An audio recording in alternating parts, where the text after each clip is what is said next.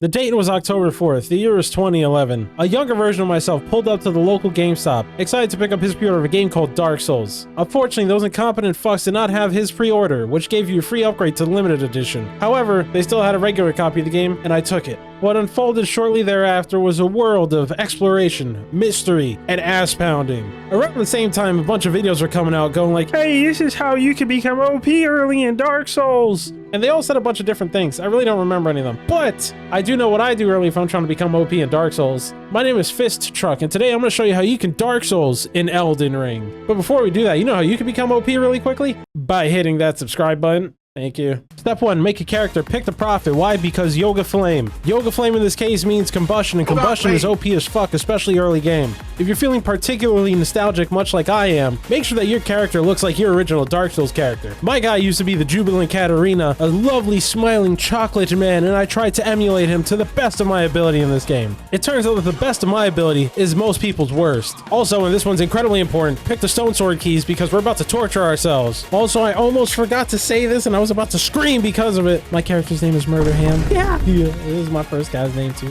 Step 2, go outside, see the sun, have this man call you maidenless, smack the shit out of him for disrespecting you like that. Now time for the actual step 2. Those 2 stone sword keys we started out with, guess what? They come in handy. Now, insert them into the gargoyle men over here, walk through liquid shit, turn the corner, accept the fact that you're about to die. This McChariot has claimed many a warrior's lives in the past, and guess what? You're no different, and neither am I. You're going to want to successfully drop down on this spot right over here. Watch out, because there are a couple gargoyle men there, and if you ignore them, they're going to body you when the flamethrower trap shows up, in which case the flamethrower trap will body you. After the flamethrower trap, you're going to be a big-ass room, and your first thought isn't, wow, this must be a setup. Then your brain must be broken. I went into the room already knowing this, yet somehow still got crushed by the many-armed man that landed on top of me. So what you're gonna want to do is run up, wait a little bit, then run up a little again, get the fap ring, then just let them kill you because it doesn't matter. Congrats, now that you have the fap ring, you'll be wishing that it was just as easy as kicking a literal fucking scumbag off a cliff. Step 3, time to get the grass crash shield, except that it's a grass crash shield with an addiction to hot pockets and a strange affinity for turtles. That's okay though, cause turtles fuck. Get your horse, go to Florida, get to the bonfire where this merchant is, turn around, eat your horse into the fucking atmosphere itself,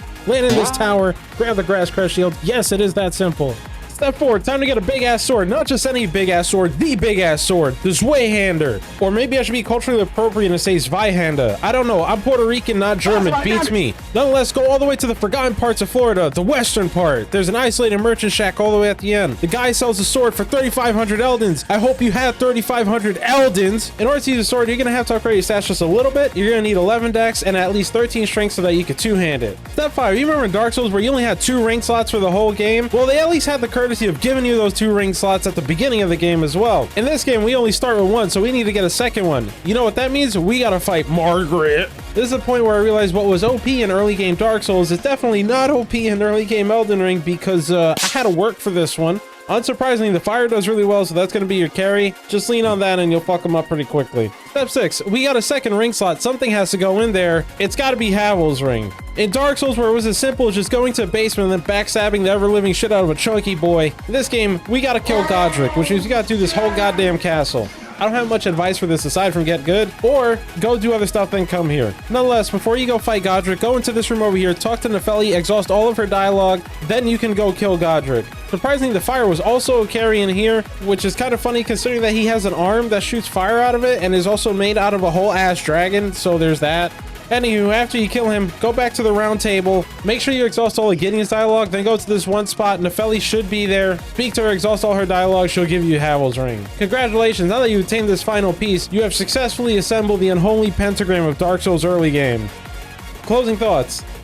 Doing this has been a bit of a nostalgia trip for me, which is pretty cool. On the flip side, what was really good early game Dark Souls is not so good in this game. The stuff still works, but it's not like it works particularly better than anything else you could be doing up to this point. Anywho, thank you for watching. Like, share, comment, subscribe, all that good shit. Also, I just really need to point out, holy shit about the last video.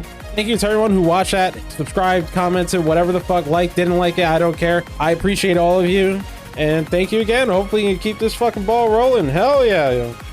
Peace.